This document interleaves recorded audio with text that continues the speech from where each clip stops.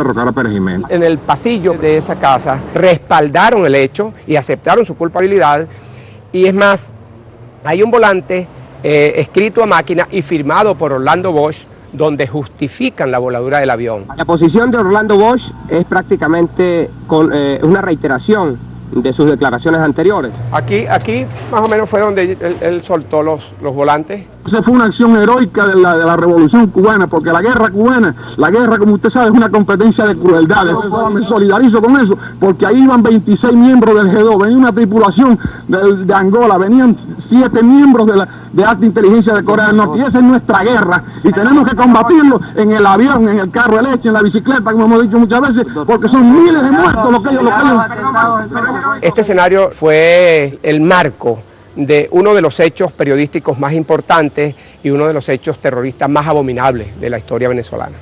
Seguirá la lucha y seguirán los atentados en toda forma y manera a nuestro alcance. Seguirá la lucha y seguirán los atentados en toda forma y manera a nuestro alcance. En una de las acciones terroristas de los grupos de Miami, es asesinado en Puerto Rico el joven Carlos Varela Muñiz. Ellos eran vecinos, yo jugaba con sus hijos y él era cubano pero muy progresista, y una de las cosas que se encargaba era de ayudar a la gente a poder visitar a su familia en Cuba, que vivían en Puerto Rico. Un día nos enteramos pues de que se había volado un carro y efectivamente resultó que había sido él. Claro, por el trabajo que estaba haciendo a favor de las familias cubanas que querían visitar a sus familiares en Cuba. Tan pronto como eso sucedió, vimos ya sus hijos pues ya no podían salir a jugar, su esposa la vimos una vez muy triste. Fue una tragedia muy terrible, obviamente, y poco después ya se tuvieron que ir de allí porque obviamente su situación ya no era segura. Mientras Bosch y Posada desde prisión mantenían contacto con los grupos del CORU, los atentados terroristas continuaban incluso en el propio suelo estadounidense. Seguirá la lucha y seguirán los atentados en toda forma y manera a nuestro alcance. Seguirá la lucha y seguirán los atentados en toda forma y manera a nuestro alcance. Detenidos en el cuartel San Carlos de Caracas, Bosch y Posada mantuvieron siempre el apoyo de autoridades del penal y una red del crimen a su alrededor, tal como lo pudo presenciar David Nieves, preso político cuya celda colindaba con el recinto de Posada Carriles y Orlando Bosch. Bueno, mira, en esta celda fue mi celda de castigo, donde yo estuve durante un año. Esta puerta estaba tapada, enchapada, las ventanas estaban también tapadas. Él siempre pasaba por aquí, hacia allá, hacia la derecha, y subía por esas escaleras que están aquí, donde estaba Posada Carriles, hacia allá arriba. Al llegar al terminar esas escaleras, se cruzaba a la derecha y había una especie de puente de hierro que había allí, y entonces esos calabozos estaban concretamente detrás de esta pared. Pero eso no pudo evitar, por lo menos, que yo oyera algunas cosas, conversaciones que se daban frente del calabozo donde yo estaba recluido, o más allá, pues, ¿no? Donde había un teniente de navío llamado Barrueta, ¿no? Que era el segundo jefe de seguridad, quien había establecido un nivel de amistad con el señor Posada Carriles, como él le decía, que era un nivel de amistad casi de compadrazgo, pues, de intimidad, pues. Le armaba un lío rápido al soldado cuando el soldado no le había llevado la prensa a Posada, reclamaba porque la comida se había demorado 15 minutos. Bueno, es decir, había como una especie, por lo menos era lo que yo oía, ¿no? Verbalmente, ¿no? Una sobreprotección, ¿no?, a lo que era el señor Posada. Pero eso tenía que ser así. ¿Por qué? Porque posteriormente, ¿no?, se descubrió que el teniente de navío Barrueta salió de aquí preso porque formaba parte de una banda de ladrones de vehículos, y aquí mismo lo vinieron a buscar.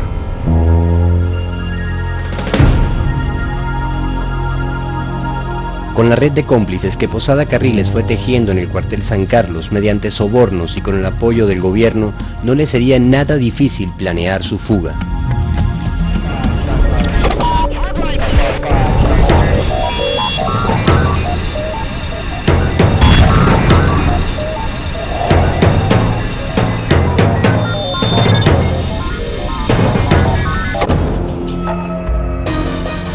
El 8 de septiembre de 1982, portando uniformes militares y con evidente complicidad interna, Posada Carriles y Hernán Ricardo se fugan del cuartel San Carlos.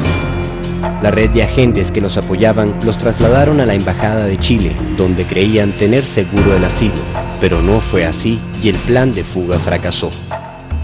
A esta hora, la 1:40 de la mañana del día miércoles 10, se encuentra en el interior de la Embajada de Chile el embajador doctor Carlos Alberto da Costa y el director de la DICIP, doctor Roberto Uzcategui. Es la antesala de la salida de los dos recluidos en la embajada, como son Hernán Ricardo y Luis Posada Carriles. Bueno, este es el momento en que Roberto Uzcategui sale con Luis Posada Carriles y Hernán Ricardo de la residencia del embajador chileno, donde ellos habían pedido asilo en el 8 de agosto de 1982. Los recluidos, en este momento vamos a ver cuál es la opinión. Este es Roberto Uzcategui, que era el director de la DICIP, Posada Carriles, y más atrás debe salir ahorita Hernán Ricardo. ¿Qué tiene que decir? Nada, no tengo que decir nada.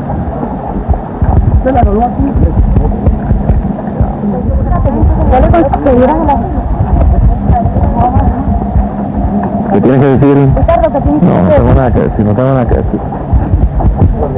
Doctor, perdón. En este momento ustedes pueden observar cómo llevan a Hernán Ricardo y a Luis Posada Carriles.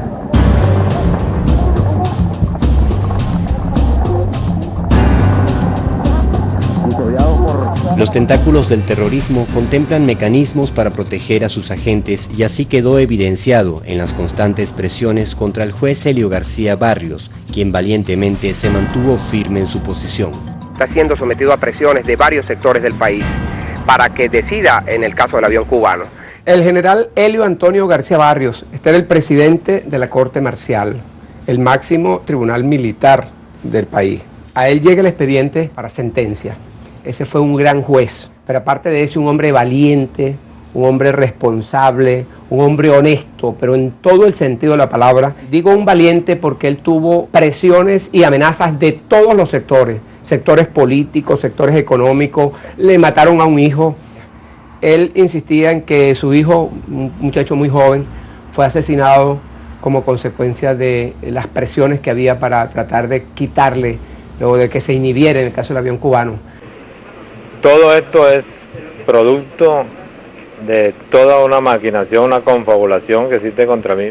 Sencillamente soy un juez y como juez tengo que estar por encima de todo, por encima de esos intereses, por encima de las presiones, por encima de todo para cumplir cabalmente con la misión que tengo asignada por la Constitución y leyes de la República.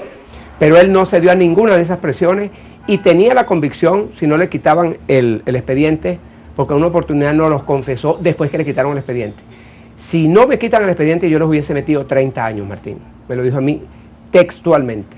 Y esa es una demostración de la posición firme que él tenía y de la convicción de todos los elementos jurídicos de que ellos eran los responsables de la voladura del avión. Posada y sus cómplices habían sido trasladados a otra prisión de Caracas, previniendo nuevos intentos de fuga.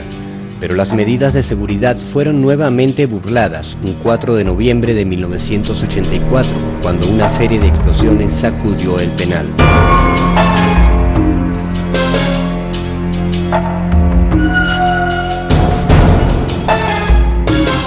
Muy buenas noches. Con una bomba cazabobos y una granada pensaban escapar Luis Posada Carriles y Hernán Ricardo ayer domingo del retén judicial de La Planta en El Paraíso, según informaron fuentes bien enteradas de la investigación. El tipo de material utilizado en el retén de La Planta, el C4, parece coincidir con el que señala el primer informe en torno a la voladura del avión cubano. No obstante haber sido sorprendidos en su audacia, tanto Posada Carriles como Hernán Ricardo, creemos que las medidas de inseguridad se intensificarán en torno a estos dos ciudadanos, por aquello de que a la tercera podría ir la vencida.